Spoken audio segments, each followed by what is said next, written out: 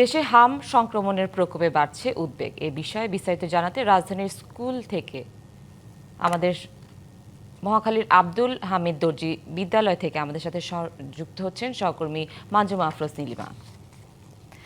নীলিমা, হামের কারণে রাজধানীর স্কুলগুলোতে বাড়তি কোনো প্রস্তুতি নিচ্ছেন কিনা স্কুল কর্তৃপক্ষ বা অভিভাবকরা কি বলছেন জানাবেন।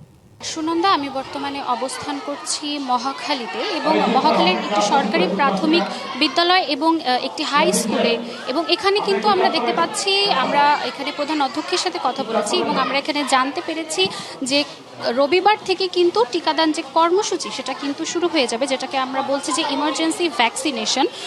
এবং আমরা জানি যে স্বাস্থ্যমন্ত্রী সর্দার মোহাম্মদ সাখাওয়াত হোসেনও কিন্তু বলেছেন যে এই টিকাদান কর্মসূচিটা ঠিক রোববারেই শুরু হবে। তিনি আরও জানান আমাদেরকে 2018 সালের পরে দেশে হামের টিকাদানের কোনো ক্যাম্পেইন হয়নি, তো সে সূত্রে আসলে শিশুদের মাঝে হামের যে প্রকোপটা এটা ছড়াচ্ছে। যদিও বা আমরা দেখেছিলাম যে সব ধরনের আমরা যতগুলো নিউজ দেখছি এখানে কিন্তু আমরা দেখতে পাচ্ছিলাম যে শিশুদের মধ্যে, অর্থাৎ যাদের বয়স আসলে 9 মাসের কম, তাদের মধ্যে হামের একটু প্রভাবটা বেশি দেখা গেছে, কিন্তু বড় যারা আছে তারাও কিন্তু এখন আস্তে আস্তে সংক্রমিত হচ্ছে।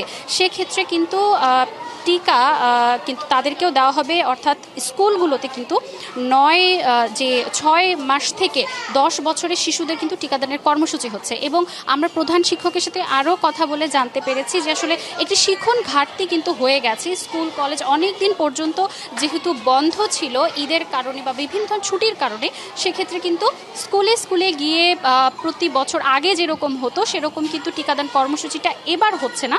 এবার ঠিক হচ্ছে যে পাশের যে নগর স্বাস্থ্য যে কেন্দ্রগুলো আছে সেগুলোতে টিকাদান কর্মসূচি হবে। এবং আমরা যে সরকারি প্রাথমিক বিদ্যালয় আছে যেখানে অবস্থান করছি, এখানকার 200-র বেশি সার্ভিস ও ফিচারে লেনদেনের সব বিকাশ অ্যাপে সম্ভব। প্রধান শিক্ষক আমাদেরকে আরও জানিয়েছেন তার স্কুলের যে 1400 শিশু তাদের জন্য কিন্তু টিকা মজুদ আছে বলে তাকে জানানো হয়েছে। যেহেতু হামের টিকা কিন্তু জন্মের পরেই দেওয়া হয়, তো অনেক শিশু আছে যারা আসলে বিভিন্নভাবে আসলে দিতে পারেনি, তাদের জন্য এখন এই টিকাদান কর্মসূচিটা চলবে। এবং ওই 1400 শিশুর জন্য কিন্তু টিকা মজুদ আছে। এরকম প্রত্যেকটি বিদ্যালয়ের কিন্তু শিক্ষক এবং প্রধান শিক্ষকের নিকট যারা আছে, যারা এই কার্যক্রমের সাথে জড়িত, তাদেরকে কিন্তু জানানো হয়েছে যে স্কুলে সেই কর্মসূচিটা হবে না, কর্মসূচিটা হবে আপনার নিকটবর্তী যে নগর স্বাস্থ্য কেন্দ্র আছে সেটাতে। তো এই ছিল আমার কাছে হামের টিকাদানের কর্মসূচির সম্পর্কে সর্বশেষ তথ্য। নীলিমা, ধন্যবাদ আপনাকে।